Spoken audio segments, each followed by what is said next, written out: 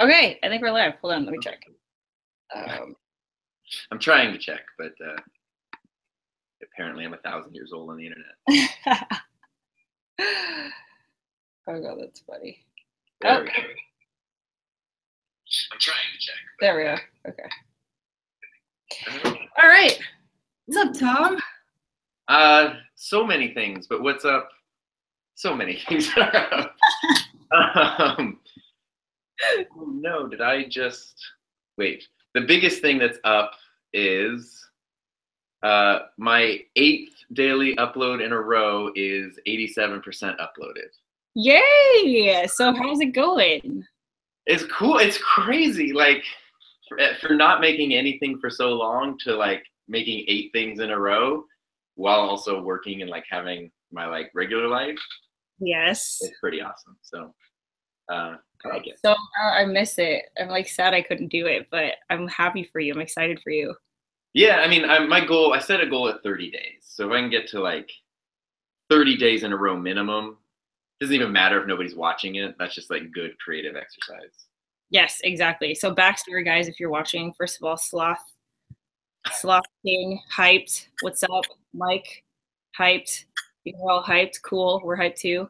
But if you don't know who Tom is my new best friend. He'll give backstory, but what he's talking about right now is he set a goal to upload video content to his YouTube channel every single day, and he's on day 8, and it's going well. So yay!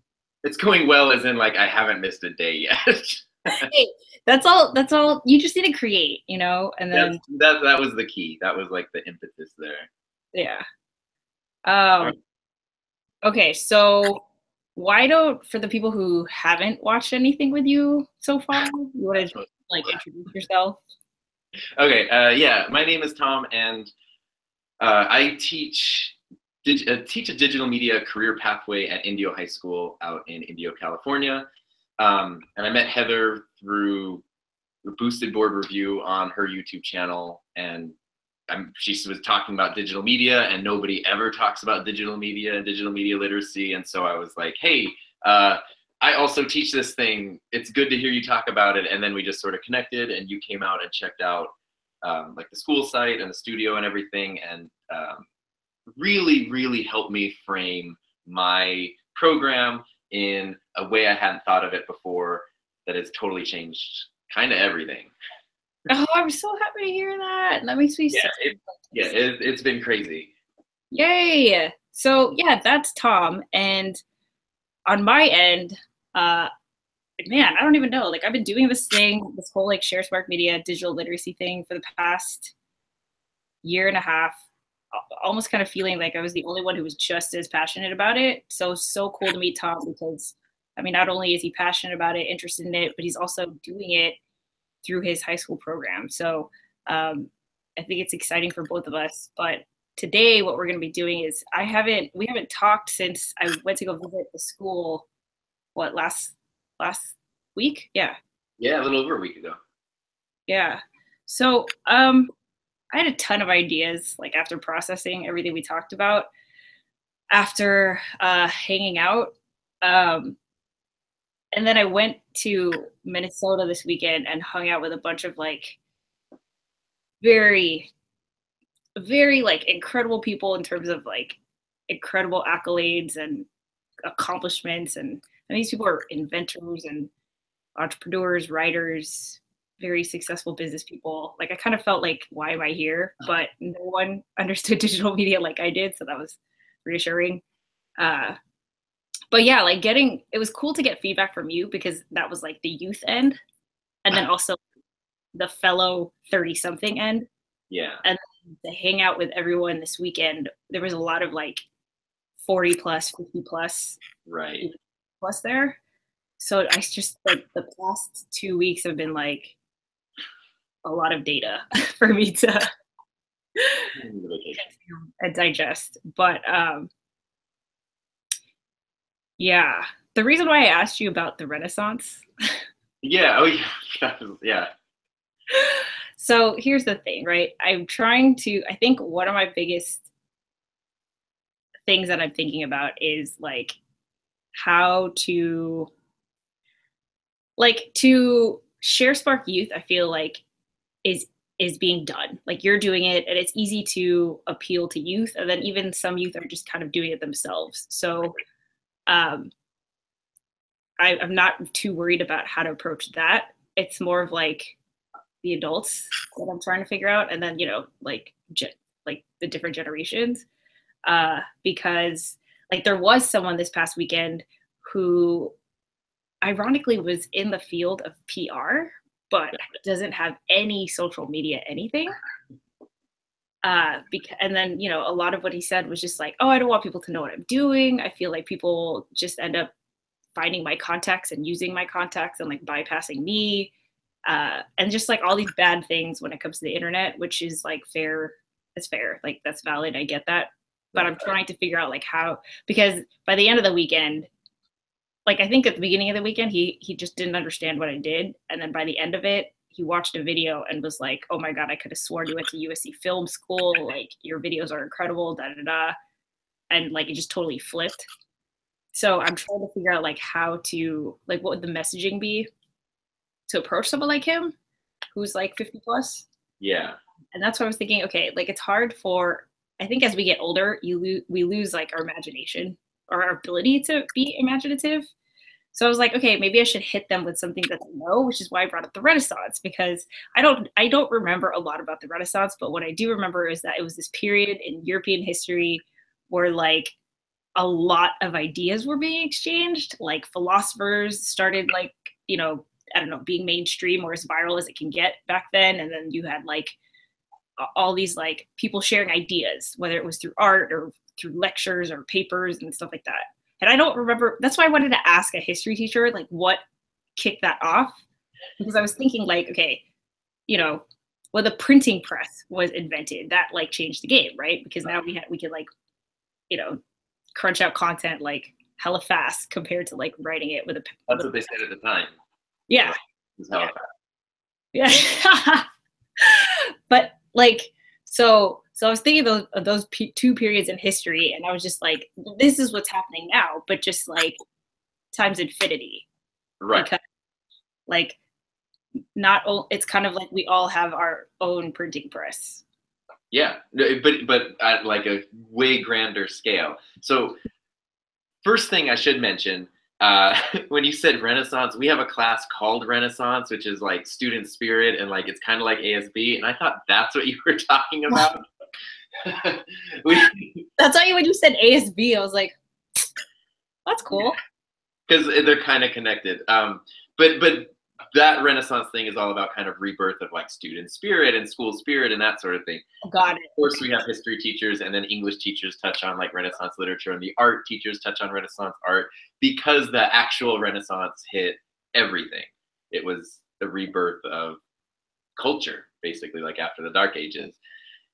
And that's, I mean, in a way, like going from like the world you and I grew up in, where it was an old timey, like it was almost like the 1950s or 60s, where it's you just leave and go play for the day and come back at night, and there's no internet or phones or anything. I mean, there's no cell phones, to a world where you can pull a device out of your pocket and share an idea with someone on the other side of the planet immediately, is a total like coming out of the Dark Ages into. Exactly. And so that's why I was like, maybe I take that approach, because that is something that you don't have to imagine because it's happened in the past.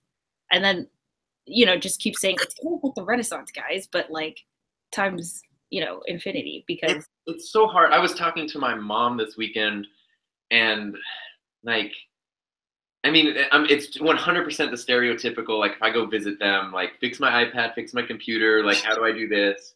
How do I do that? But it's also the ones where like when they were going to get a smart thermostat, they were like, I don't want the hackers to get my thermostat. And I was like, so many things wrong with what you just said, but okay. But this weekend she was saying something, because we started school, and she was asking about our daily broadcast. And I was like, well, like, don't watch it. But if you want to watch it, like it's on our YouTube channel, go watch it. And she was like, oh, I don't do YouTube.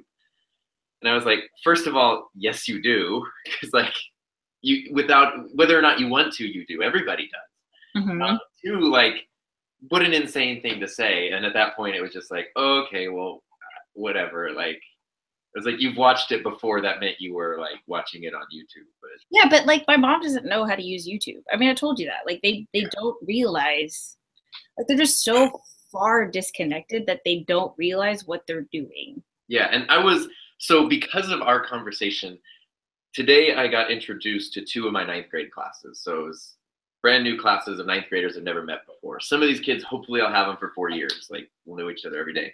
I completely changed the way that I framed that class from like, we're gonna learn arts, media, and entertainment stuff to we're gonna learn digital media literacy. And I incorporated this discussion into the class that was basically the generational gap. And explaining, because when they said they're born in 2003 and they're now in high school, and I vomited in my mouth a little bit after that, and they tried to make me feel better. They were like, "You're not old," and I was like, "Yeah, but like you're a freshman. I was a senior. Like when you were born." Like, gross. It's gross to me. But anyway, but it was explaining like it's even a better example because 2003 not only did everybody have like the internet in their home, but everyone had like high-speed internet. YouTube was 2 years away. Like basic video sharing was already there. It was a totally different world even from 2 or 3 years before. And so I tried to frame it for them as like they're always being talked down to for like the technology addiction. But I was like, really, you guys have this perspective and this experience that no human beings have ever had in human history. Ever.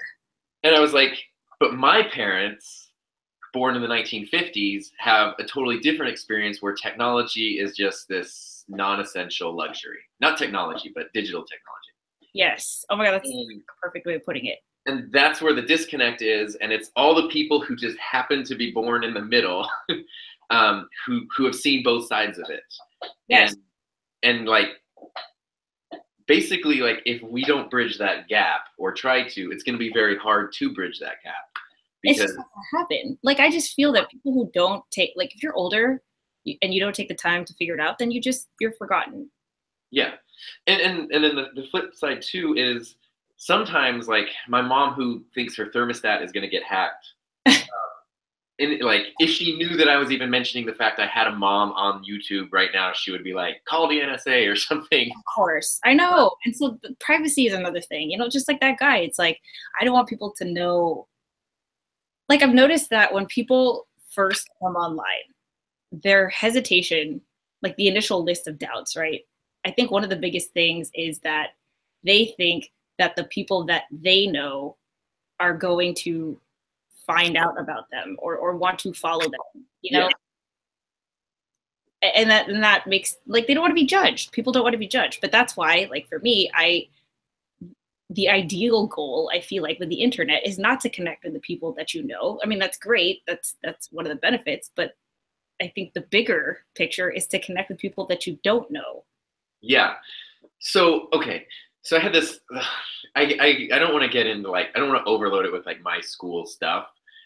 Today is the third day of school. The first 2 days were last week, and they were this completely insane thing where for some reason they decided none of the kids should go to their actual classes, and instead they should just go to these weird, like, we're going to give teachers random assignments of subjects, and you're going to have random kids, and it was like completely bizarre. They asked me to teach digital citizenship, specifically hate speech. And I was like, great. All these kids, it's our first day together. It's your first day in high school, some of you, and now we get to talk about being victims of hate speech online. But we came to a really cool point. I even made, like, whatever video I made that day was kind of based about this. So I'll sum it up very quickly because this was a brilliant point that came out of environment I didn't expect anything to come out of.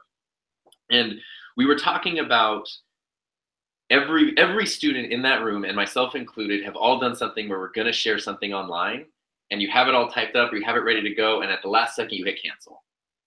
Yes. And we talked about why you hit cancel at the last second. And oh my God, that's such a great discussion. Why do you hit cancel? Yes. Sometimes it's just because you just need to get it out, and once it's out, you don't actually need to share it, and so you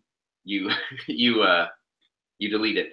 But a lot of them, what they said was, let me think how I phrased it. What they said was they didn't want to be judged. They didn't want people, because you're gonna post something like, "Hey guys, like I had a great day. This is my breakfast," and someone's gonna be like, "Kill yourself." Yeah. Why did I do this? And I think we've all dealt with that, but the bigger thing that they came up with was how many people have good ideas or interesting ideas and then decide, like, because they're scared of being judged, even if it's like whatever, like I see like Proc's line said hate speech is not real. But regardless, it's just the idea of being criticized or having negativity thrown at you, and you get scared and you hit cancel.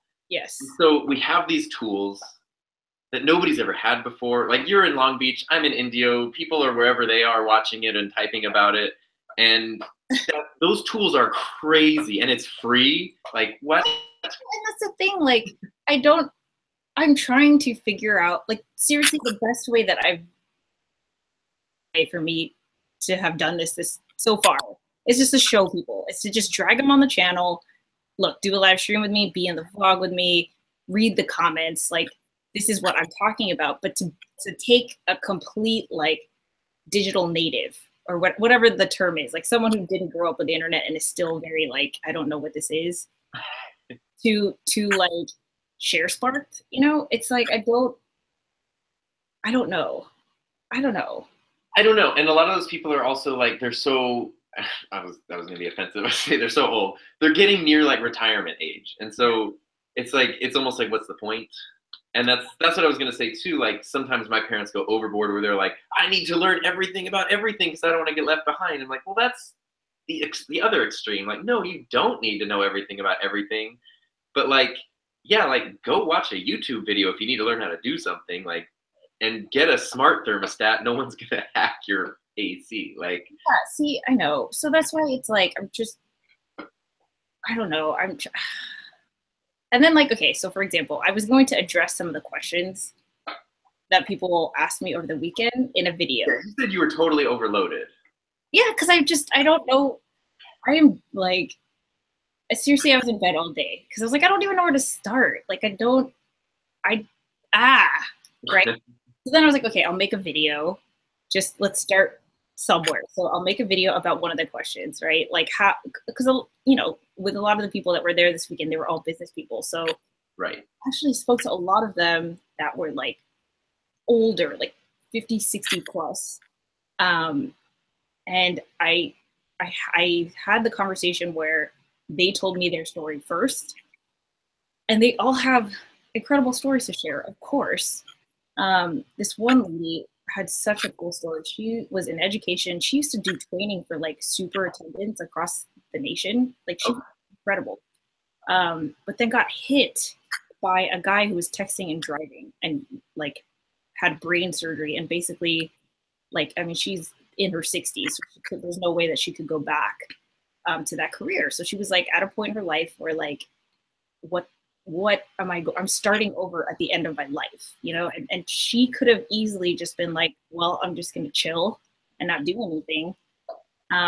But she started a new business. She's like promoting, like, you know, I don't know, like wellness and finding yourself. And, you know, she's obviously a lot of advice to offer. And when she told me her story, I was like, oh my gosh, like, I am so inspired by your story. And I know for sure that people all over who would love to hear your story, and just to even come to the mental place of like, how do you not see this as like F my life, but as a chance to be like, to start over. right. And she started tearing up. She was like, you're the best thing that's ever happened to me in the past month. Like, I'm so inspired. I want to contact you and figure out how I can do that. Like, thank you for empowering me, da da da da da, you know? And I don't know how to do that. I'm like, On like a grand scale. yeah, or like, if that's even necessary, you know? Like, how do you walk someone through that process without, I don't know, man. See, I have a captive audience that has to be walked through it. So that's, if they have to sit and listen to you for 90 minutes at a time, it's easier, especially when they're younger. And see, that's why I seriously love having your perspective, because I think someone needs to be the sounding board of the next generation that is the first generation. Yeah, and they're so frustrated because we talked on this today, because they're so used to being criticized for technology, and it's put your phone away, get off your phone, do this, and I was like, that's like 100% don't be on your phone 24 hours a day. But okay, fine. Like, don't eat cake 24 hours a day either. I know, exactly. But that doesn't mean don't ever eat cake. And you have this amazing tool, like, how crazy to put it away and then like grab a textbook from 1996. Yeah, like, and for a lot of them, like, it's like they genuinely almost feel persecuted because it's like, I know. I so know that. And I don't even understand that point of view either. But it's like, I don't know. It's interesting. Like they'll ask sometimes, like, "Hey, can I plug my phone in to charge it, like in your classroom during class? Not use it, just have it charging." And I'm like, "Yeah, I don't care. Like that's fine." But they're blown away because so many people are like, "No, you can't do anything with your phone." I'm like, it doesn't do any harm to have your phone over there charging. You're actually not using it and being distracted by it. Exactly. And then when you go to lunch or whatever, now you have a charged phone, or after school, you can call your parents for a ride. Like your parents can call you and you're not just off the grid. Yeah. Like, but it's weird that they're just like, "Oh my God, I can charge my phone." Like I couldn't care less. Like, please don't even ask. Yeah. See, so I don't know this is where we were the other day. We're like, what's the problem? Is there a solution? Like, or is it just like and then like, okay, so I was gonna make a video just starting. I don't know what I was gonna do. Like, I don't know. I came up with some talk. I think I was gonna do a video on LinkedIn, and then I was like, okay, so do I put the video on the Sharespark YouTube channel? Do I put it on mine because that's where an audience is? There's not really an audience following Sharespark, and like, you know, then I was just like, I don't know what to do, so I didn't end up making anything. See, that sucks. I know. And this is totally like not necessarily digital literacy. This is like me trying to figure out like a strategy, but like I struggle with this every day. Is like what goes on Sharespark and what goes on my personal brand channel, because it's like, okay, I feel like this conversation is perfect. This is progress that I would want to document on this channel because that's what this story is about, right? But if I'm teaching someone how to do something like how to edit a vlog, does that go on here? Does that go on Sharespark? And I don't know. I don't know. So I have no information to offer for that. Like, as someone with 7 subscribers, like, I don't know. It depends, I guess, on how intertwined you would want to be with your Sharespark brand and your personal brand. I know. I don't know, dude. I mean, there's no right or wrong answer. I'm sure I could do it either way, but like, it's not right or wrong. It's more of an answer. It's more of a thing of like efficiency. Yes. What's the effective and efficient way to handle it? Yeah. Yeah. And like, I think the reason why I've been able to Sharespark people is because of my story. Like, it's not because people are like, yeah, I want to be digitally literate. Sign me up. Let me subscribe to that. You know, it's like, this girl is doing this really cool thing. Oh, I don't know about, you know, digital media. Let me go check it out. Right. And that, yeah, because I mean, like, literally, as soon as you say the word literacy, people go like, Exactly. I've actually been trying to figure out there's another way to, like, okay, you know how I came up with digital literacy? This isn't something I searched. It's something I came up with because I did search what this was, you know, or like, because to me, Sharespark is the best way to do it or to define it is like, you understand, you don't have to be digitally literate or savvy. You just understand what digital media and the internet can offer you. Or, you know what I mean? Like, you just understand that potential. That, to me, is all you need. You don't need to know how to use LinkedIn. Like, just understanding that. And that's why, you know, so anyway, I came up with literacy because I was like, okay, it's like reading and writing, right? To me, it should be just as essential as reading and writing. And then I looked up the definition of literacy, and it was like, you know, something about, you know, using reading and writing to communicate or whatever. I was like, okay, yeah, so digital literacy. And then I researched that, and like, I don't even know what I found, but I just was like, I'll just go with this because there's some like traction here in education. Yeah, I mean, this is how I framed it literally today, like 7 hours ago. I just put giant like the biggest text I could make on the screen, like words like this big. And the first one was like reading. And we were like, you can't get anywhere in the world if you don't know how to read. Writing. You can't get anywhere in the world if you don't know how to write. You're going to be taken advantage of. You're going to be at a disadvantage. And then the third one was digital literacy. Like in today's world, you can't, it's just as important as those, because you can't, without having some level of digital literacy, you can't, you're at a severe disadvantage. Yes. And as time goes on and as things go further into, our parents' generation retires and we become more old and outdated, and the newer generations who are digital natives take over, the people who truly understand the literacy versus the savviness are going to be the ones who hold the power. Exactly. And so literally it's like, this is your key to having the power in the future. You take it or don't, but like, this is the key. Right, but it's like annoying when the older generation doesn't realize that, and they keep telling the kids to get off their phones, dude. And there's so I don't know, and I don't want this to be like this rag on the older generation, because not everybody is like that. It's a broad generalization, but like it's this total misunderstanding, and that you have these two generations that are just going, just missing each other. Yeah, and they have so much to gain from each other, because they just have so much to learn and gain from each other.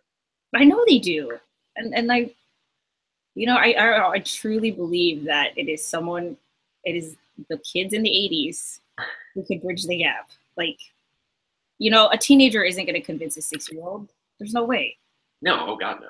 Yeah, exactly. And I mean, like, you and I are in these different places, because like my day job is teaching, and I get a salary, and that's how I pay my bills. And so I can make stuff and create stuff on my own, and I don't have to care at all if nobody watches it. Like, other than like, it looks a little sad, but like, it doesn't matter, because I just want to make stuff, and there's no push for like monetization. There's no push for anything. It's creating for creation's sake. And you're in a position where it's like, how do we like actually turn this into a thing? Like, how? Like, it doesn't have to be a thing. And I gave up on that. I was like, I think that this is such a revolutionary concept, honestly, that I think that we're going to see more people making money doing what they love than making money because that's what's been proven. Yeah. But because I'm the first one doing this, like, I'm just like, I'll do what I got to do to make money.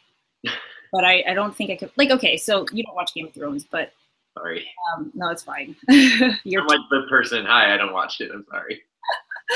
But I watch a live show on Periscope after every episode.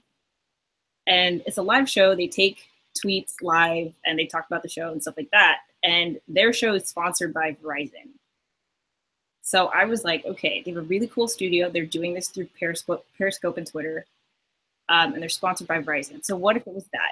Like, I think that it's about the dialogue. Like, we just need to be talking about this to start, right? Like, bring up these issues, come up with the case studies, talk about what people have done in certain circumstances, get guests on the show, and then maybe a company, a tech company, whatever, like any company can like sponsor the show, and that can kind of like generate some revenue.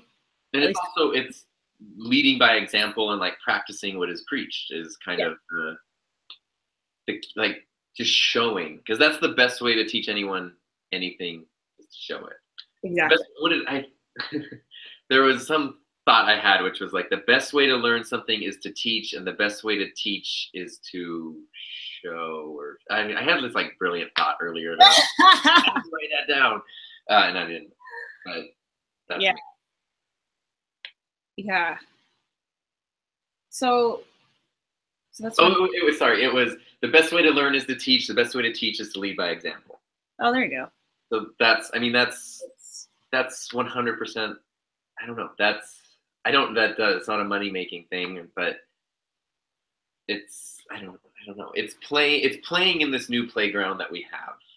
Yeah, because with you, I haven't talked about these things with anyone because no one else is a content creator, and you're not necessarily either. But like what you're doing, I guess you get it. I don't know, but I haven't talked about some of the stuff that I talked about with you with anyone else. Like, dealing with like negative comments, for example. Like, who am I supposed to talk to that about? Like like a lot of the creators I met at VidCon are still kind of doing things for the views. Yeah. Oh God, that's like oh they're my God, that's to the views, and so I can't I don't know. So okay, here's a thought, and like this could be way too personal to share on here. But like I mentioned earlier, I went through this super fun process of getting a divorce at the start of this year. Yes. And luckily we were able to keep it amicable and like it wasn't vicious. But part of keeping it amicable for me was like, at a certain point, it was like, I wasn't the one who asked for it, but after it happened, I definitely saw that it was the right decision. And at that point, it was like, you know what, like, take whatever you want, take whatever you need, like, to get started. Like, we're not going to fight over this stuff. And what I realized was suddenly when like, not that it's like all about having the control or the power, but it was like, not being the person who like, we're going to go argue over like a Beanie Baby collection in front of a judge, which like I've seen on TV before. Being like, I don't care, take what you need, everything is fine, it's no big deal, like, but nothing is irreplaceable. It kind of gave a power, not that I was trying to get power, but like the lack of caring and the lack of concern sort of gave a power. What that reminds me of is if all you're doing is chasing subscribers, followers, and views, you're almost giving up like your creative power or your influential power. And if you're just doing it to do it, and you honestly don't care if you have 1 or 1,000,000, you have this unique power that other people don't have. Right. See, and that's the problem. Like, that's why I shut down and become overwhelmed, because it's like, okay, there's like the older generation, then there's the younger generation, and then there's, okay, well, when they become digitally literate and they start creating content, all the issues that come up in that process. And like, I don't, it's like, oh man, I need like a whole team of people to be creating content. Well, last weekend you were telling me you were like, I forget what we were talking about, but you were like, my answer to every question and every problem is just start a vlog. Like whatever your problem is, just vlog it, start a vlog, do a vlog. And I was like, that's like, that sounded crazy to me. And what I've done for like the last like 8 days or whatever isn't like a vlog. But the idea of like trying to frame things in a specific way and look at your life from a specific lens, I was like, holy crap, it's a completely different level of introspection and reflection that like I've not had before. You can't see, okay, and that's what's so great about you. I have communication problems. I don't know if it's ADHD or what, but it's really hard for me to like use words to explain what I'm thinking. English degrees, I got that. But I think you do it so well, and what you said is so hard for me to explain. Like, it's so hard to explain. Like, people ask me like, why should you vlog? Because it's free therapy. That's why you should vlog. Because when you go to a therapist, you pay someone a ton of money to basically just be a sounding board. They're not really supposed to offer input or advice. They're just supposed to get you thinking and reflecting on things. If you're doing something like vlogging, you're looking at your life through the lens of like, what part of my life is a story? What do I want to share? What do I not want to share? You're looking at the whys behind it. You're doing the same thing, but it's free. And then you get to share it with other people who may or may not respond to it, but could become a support structure, could become a community, could become anything. I mean, like anything that I watch, you feel like you have a relationship with the person. I felt like I knew you before we actually met in person, just because because of your blog. Right, and that's so hard to explain to somebody. Because it's weird. It's freaking weird, is why. Because like you're showing the inside of your house, and you're showing this weird toilet seat cover you found in a casino bathroom. Like, why the hell would you want to show those things? But because I don't know, it's this weird way of sharing. It's hard to answer that question. And I can't answer that question, but there's reasons for it. But see, I love how you're going through this process. Like I need to talk to you more often. You should like document this, because this is exactly like the discovery that you're going through is like what I'm trying to explain to someone. I'm going through digital puberty, basically, is what's happening. And maybe that's what you need. You do like those old embarrassing like coming of age videos that they showed in like the 6th grade, but it needs to be for like coming of age to like the internet. And it's like, so here's a thought, right? So you're seeing what is happening, right? It's therapy, it's introspection, it's empowering, it's all these things, it's creative, all these things, right? But take a kid who this is like their only world, I guess. Like, what are they thinking? Are they thinking that? They can't think that. They can't think that. And this is where it gets weird, because kids, and this is really where kids are different from the older generation, like kids mentally aren't physiologically there yet to like process and understand things all the way. Even if they want to, they just can't. Yes. But they can see the world around them. And just like when I was 16 and I would go to a concert, I'd go home and I'd want to start a band because I saw these people doing this thing that I was like, that's awesome, and I want to do that. Kids are going online and they're watching vlogs and they're watching these independent creators channels and they're going, I want to do that. And it's so accessible because it's someone in their room, it's someone in their house. And it's like, I have a room, like I have a wall, like I can do that. And then it just becomes like, well, what would I do and how would I do it? And it's this weird, like. Okay, so I was talking to a lady this weekend. She is a college professor about to retire.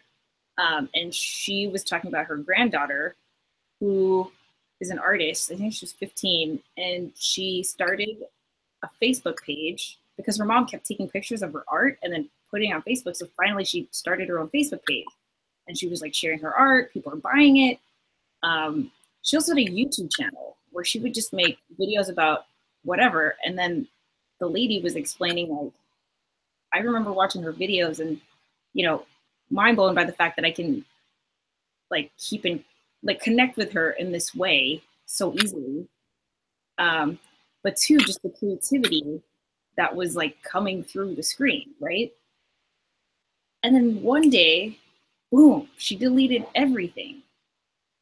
No explanation. And she called the mother to ask what happened. And the mother said that the daughter didn't explain. She just took everything off. And to me, it's very clear what happened. Like, she got a negative comment and boom. Yeah. Yeah. You can't handle it. They don't know what to do. And how's grandma or mother going to explain like how to deal with that when they're like, they don't even understand, you know, the psychology behind getting a comment like that. And it sucks. And like my own personal experience, and we talked about this with my students last week. I was like, if you guys gave out surveys to other people, if you gave out 50 surveys about whether or not people liked you, and 49 people said, we love you, and one person said, you're kind of just okay. You're only going to focus on that one. You're not going to focus on 49 people that love you. You're going to focus on this one person and why they didn't. And that's, I mean, some people have trained themselves to get out of that, but that's just that's a natural human thing to do. But you do have to kind of learn that, like, it's okay. Right. And it's scary. It's scary. It's hard. It's really hard. It's scary. It's hard. And it scares me that someone who had the potential to be really influential in a positive way is like never going to create a YouTube video again. That goes back to the thing we talked about before, where it's like, we have these tools and these amazing ideas and these amazing people silence themselves because they're scared of what they're going to encounter when they reach out. And like, there's no way around that. Like, I haven't shared any of my stuff with my real life people. Are you kidding me? Like, hell no. Real life people. Like, no way. Even though it would be nothing but, like, no one's gonna be like, Tom, kill yourself, probably. Yeah, but you know what? Seriously, like, I didn't either. And there's still a lot that I don't, because it's weird. It's like when you were a teenager and you had your at school and hanging out with friends personality and you had your at home personality. and you slipped in between them. It's Yes. It feels so familiar to that. Right. And I've okay, yeah. And I have had times where I've kind of melded the two on my channel. Like for the longest time, I didn't include like any partying, you know, because I was like, okay, if I'm gonna brand myself as this like noble person who's doing this like, you know, digital literacy entrepreneur thing, then God forbid I drink a beer, because that wouldn't be associated with party girl, you know, behavior. But then I was like, you know what, F it. Like, whatever. Like, if you're gonna judge me, then whatever. Then you shouldn't be watching me. Unsubscribe, peace out, bye. But the people who like, but that's the whole. This chair is super uncomfortable. I'm sorry, I'm so fidgety. Like, I need a new chair. But that's the whole thing, and that's what I'm trying to learn, because what I learned. Okay, trying to create my own content after working at schools for like 7 years. When I started to try to create my own stuff, it was technically proficient and super bland, because that's what schools need, and that's what I've been creating, is this super unoffensive, like everything is just vanilla. And that's fine, because that's what they need, and that's what they're supposed to do. It's public education. But me as an individual, I don't have to do that. I can have a point of view. I can have, I can use profanity if I want. I can not use profanity if I don't want. I can drink a beer or not drink a beer. It doesn't matter, because it's me.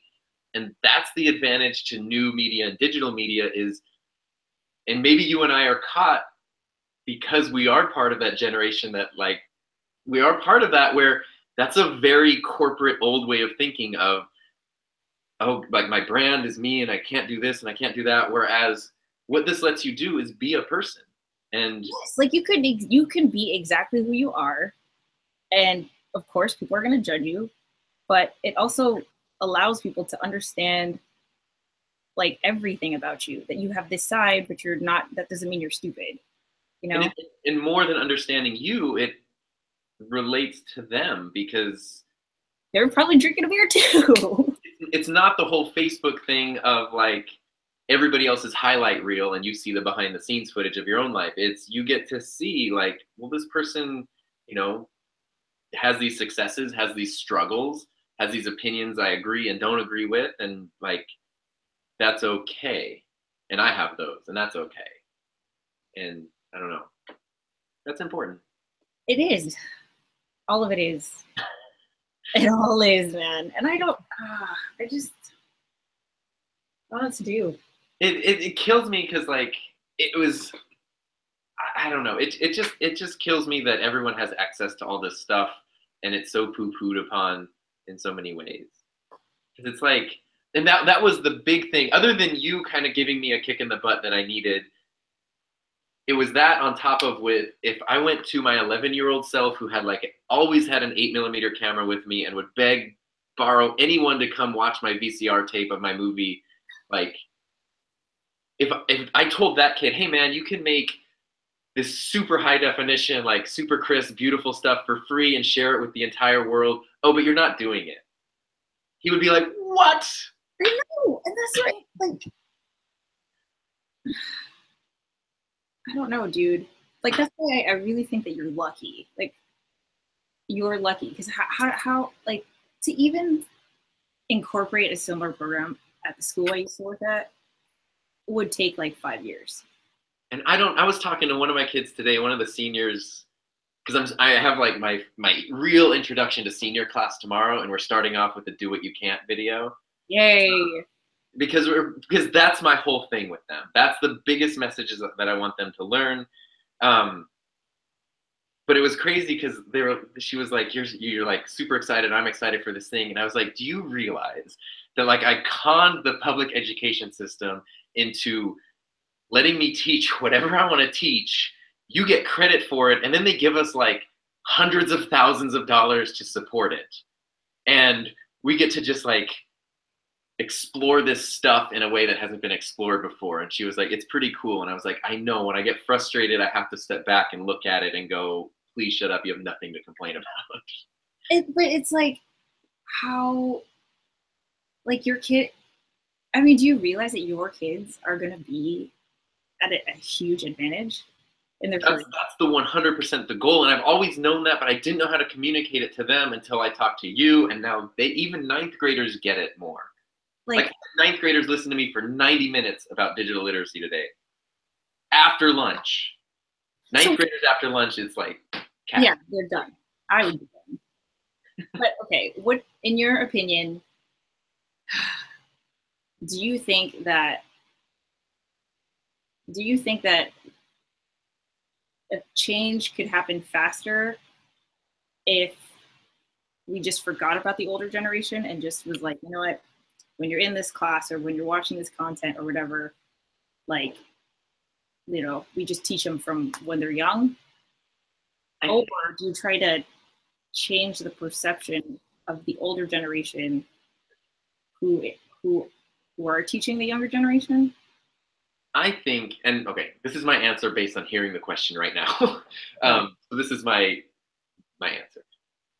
I think the best thing to do might be, in a broad sense, to forget the distinction between the generalizations and just basically go, do you want to hold the key, or do you want to be under the person that has the key? Do you want to be a creator? Do you want to be a consumer? Do you want to have the power? Do you want to not have the power? And if you're 13 and if you're 68, it doesn't matter. But it's sort of like, it's communicating to people that every single person, a 5-year-old could do it. Like, not that I would encourage it, but I mean, a 5-year-old and a 94-year-old could like go hit an upload button. Right. And we all have that. It doesn't matter where you're from or how much money you have. We all have that. And if you want to be a part of it, you can. And just focusing on the people that kind of like, that it sparks for them, that idea. And it doesn't matter what age you are. And it doesn't matter what age they are. Yes, and you're right, because this is the first time that this is happening. So it really shouldn't matter how old you are, because this is all new for everyone. Because what will happen when the older generation moves on and when we become the old outdated generation, and when it's the new younger generation and the ones after it who are all these natives, there's going to be a requirement for that literacy regardless. And automatically in 100 years, people are going to realize the people who are literate are the ones who control things. Yep. Therefore, it's advantageous to be literate. And so even without us explaining it to them or somebody else explaining it to them, they'll know that. They'll have to figure it out. And however they go about learning it and doing it, I don't know, but it's still going to be an important thing. And so it's more about just about the people and whoever the people are that. How did you become Sharespark? How the hell did I become Sharespark? In what way? Like, how did you understand, like, dude, this is happening? Like, you know, your whole, like, you can share it with the world, you can learn anything. I guess that's part of us being born in the 80s. And that's what it was. It was because, you know, when we were born, there were no computers in our houses. Yep. I mean, yeah. But, you know, in middle school, I think it was middle school is when, like, my mom got our first computer. And it was literally like, what can this thing do? And, like, can this camera go into this? And, like, what does this thing do? And what does that do? And if I want it to do this, it was just sort of like, everything was so crude. You had to be curious to figure it out. And there were no YouTube videos. There was no tutorial culture. It was just like, I don't know, plug. And then, like, I broke my share of things by doing that and taking them apart and shorting them out and stuff. But then you learn what works and what doesn't.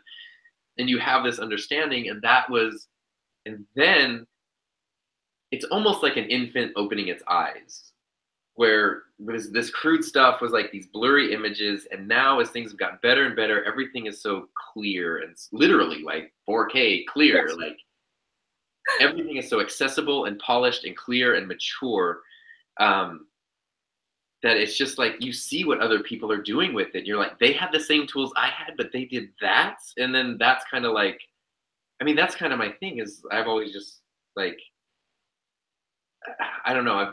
I've always seen what other people are doing and going like, well, why can't I do that or build on that? And like, I don't know, like it just, you just sort of have to have that curiosity that I don't know how to ingrain curiosity into a I person. know. That's why it's like, it's so, yeah, dude.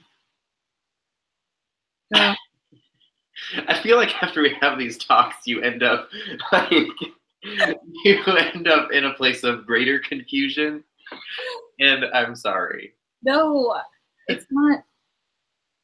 I mean, it's just, it's not greater confusion. It's more like assurance as to the importance of this. But I'm also like, I don't know. For me, it's so exciting. Oh yeah, totally, totally. And I mean, like, oh my God, and being a part of this, being a part of any like online stuff and digital stuff, it really helps you see like the importance of bigger issues like net neutrality and access to information and things, because you realize like we're able to do this. Imagine if we could only do a live stream if we had the live stream package from, you know, Cox Cable or whatever. Yeah. Like, but oh, I'm sorry, I only have the Netflix package. I don't have the live stream package. And the idea of that world is scary. And so taking this world and all the stuff that we have and just like, it is a playground to play in and just play in it and like explore it and mess up and don't mess up and like. There's no right or wrong. It's like, but then it's so freaking exciting. It is, dude. But like, for someone to get to even to the level of excitement after having resented it for so long is like, I don't even know. Yeah. There's, and I mean, literally, like anyone could. If I sat my parents down in front of a computer and somehow said, you can only go on YouTube for 4 hours, at the end of 4 hours, they would be like, you won't believe what I saw. Like, watch this. Like, let me show you this. But that won't happen because they're just kind of like, nah, that's just, who cares? And that's the part where it's like, I don't know. But there's other people, like the people you met this weekend, who are like, this is crazy. And like, I want to be a part of it. I could literally physically see the share sparking happening. Like, yeah, like you could just see the light bulbs going off. And, you know, I almost felt bad that I had to go because they were like, oh my God, you don't live here. Like, you can't tell me how to do this. And I was like, no, but that's why we have like Google Hangout and stuff. But it doesn't even matter. That's the point. It's like, I don't have to physically be here. That's what like, so, okay. So in my week of like uploading videos, I ended up doing like 3 or 4 videos that were based on the idea of belonging. And I don't know why that theme just popped into my head so much, because I'm someone who has felt for so much of my life that I don't belong anywhere. And it's only through dealing with students who also feel that way. And then also through this new world where you're like, I do belong. I just may not belong right physically where I'm at, but there's a whole world out there where like, I do. And that's the most freeing and empowering feeling like I've ever had. Ever, dude. I mean, that's why I'm doing this. It's because of that. Because that's me. It's crazy. It's crazy that like today I worked 10 hours, did this with you, went to the gym, and still made a freaking movie. Also, like as someone who would put off for a year or 2, like I have an idea, but no, I don't have time, and not yet. Like literally, just like have to do something today. And like, what's it gonna be? And figuring out different ways to approach it. And like, God, it's so exciting. It is, right? It's and like, I don't like, it's the most fun. Like, I don't like going to sleep. I don't like, because it just takes away, I don't like eating. Like, I just want to do all this fun stuff. It's, and that's what I want to share with students. I had that, I wrote an Instagram post, I think, when I daily vlogged for the first time. And I think I was on like day 8 or something. But I said something like, you know, daily vlog, like creating something every day that I can share with the world. Like you said, it's like you see your life differently. It kind of help you like have to appreciate every single day, because every single day you created something. Yeah. Like you want the day, like there's not a day that's boring because look, I created something. you go to bed at night having it's the same reason I like physically building something. You walk into a space, you use all these tools, you make a thing, and now you have this thing that wasn't there earlier. Yes, creating. You go to bed at night and you've made something that didn't exist when you woke up that morning. And anyone can see it or not. Right, or not. And that's fine. Yeah, that's totally fine because you still did it. And like, oh man, and just solving problems. Like today, I solved this problem I've had for like a year, which is I love text and typography, but titles, like doing titles and videos, like it's all been done. Like it's so hard to differentiate your titles. I love hand lettering, and like that's kind of like one of my specialties. And I've been wanting to find a way to do animated hand lettering for titles. That's my own handwriting. So no one else has it, and it's my thing. But it's like doing these quick handwriting animations, like F that. Like, right. I'm not going to do a quick animation every time I need to put someone's name on the bottom of the screen. And just through doing this, I was like, I found this way to do it in literally like a minute. And as long as it takes to do regular titles in like Final Cut, I can do animated hand-drawn titles in my own writing that don't look like anybody else's. And I was like, this is a problem I've had for years. And like I solved it in a week of producing stuff every day because I needed like, your titles have to be interesting and the way that you convey a message has to be interesting, and it's friggin' nuts. Yeah, and like, you know, I'm glad you're doing this for 30 days because I'm so interested to hear what you have to say like after 2 weeks. Because yeah, I mean, no, 30 days is enough time to be painful, and that's the goal. Exactly. Like you're gonna hit like this is all you're on like dating, you know, like honeymoon phase. You're on the honeymoon phase, yeah. Exactly. And then oh man, it's gonna be like you're super tired, long day. What? I have to push upload. Like no, tomorrow I've got a 10-hour day. Tomorrow's back to school night. Like there's no time. And I don't want to, like, I could film trash and upload it. Exactly. There's a level of quality that I want to hit. Of course. And that's hard. So anyway, I think I don't know what I think. I think You're welcome. I don't know. I don't know how to go about this.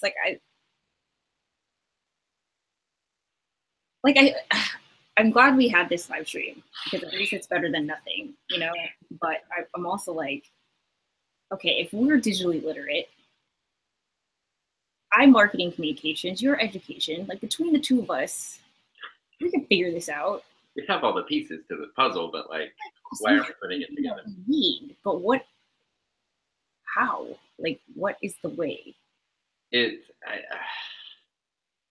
I mean, for me, where I have the most success with kids is just being inspiring. And I don't mean like me as a person, but I mean providing them with things that inspire them to have the feeling I had where you're like, I need to go make a thing, whatever it is. And once they have that realization that they can make something, that empowerment, that is life-changing. Yeah, that's all you need. And that's the goal, because at that point, it's not about me pushing anybody. At that point, it's about me trying to keep up with them. Yes, because they are willing to learn. They'll figure it out. Yeah. They'll they come back with stuff that's like, how did you even do this? Like you need to teach everyone else this. But getting to that point, and it's just like everybody has to search for the thing that sparks their enthusiasm. Yes. And like, it's so different for everybody. But that's a good thing, but it's a difficult thing, but it's like. But see, all of this, like even just the way that we're coming at this is like no one else is thinking of it this way. Like no one is talking. You know, the fact that we're just like, dude, we're doing this. Like you are miles away and we're doing this. Like no one cares. Like everyone's just like, oh, cool, you're just online. Are you kidding me? Like. Yeah. No, this conversation's going to space and back. Like. Oh man. Well, okay. At the very least, I'd still love to do like a weekly live stream where I think it would be cool to do, like it's cool to do this, but it would be cool to, like I'm trying to institutionalize Sharespark, you know what I mean? So like, what if it was like, we come up with a topic and then do the live stream on like the Sharespark channel, and then,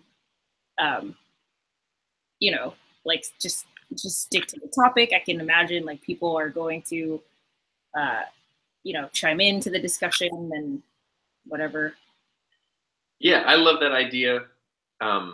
I'm down for any of that. And I was reading the question about what's a good cheap video program for a newbie. I care, and like. Mike, what's up? Thanks for watching. A good but cheap editor video program for a newbie. I am using iMovie. It's free. It's free if you buy a Mac. So the entry price is buying a Mac.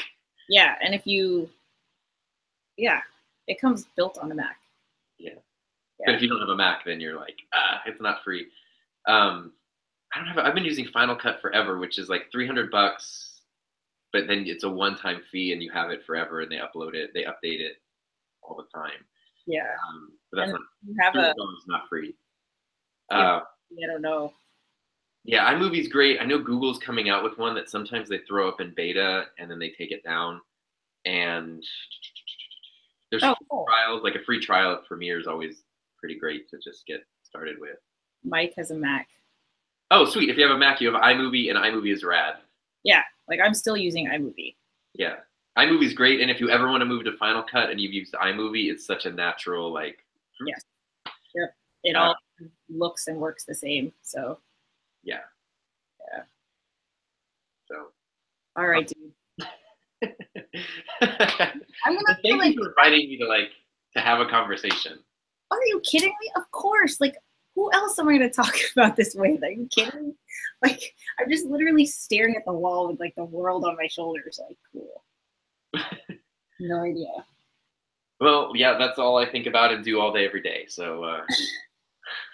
But yeah, I'm going to write down a plan. I'm going to try to just write a plan. Whatever. Let's see what I come up with, and then I'll pitch it back to you. A manifesto.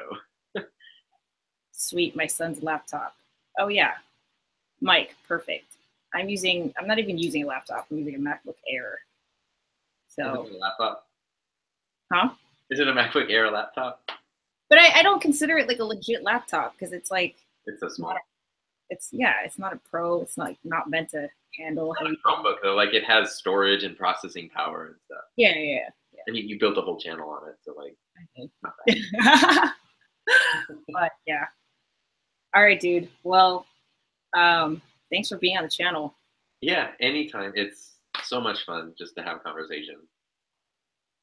Motivation, plans, and LOL, he's 20. Oh, cute. Okay, Mike. Well, thanks for tuning in. Thanks for everyone else who's watching the replay. If you like this video, give it a thumbs up. If you, I don't know, have questions, you want to participate in the discussion, Tom and I would love to hear what you think. So leave a comment.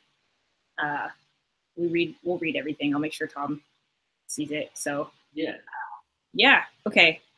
We're gonna log off. So catch you guys later. Bye. Have a great night.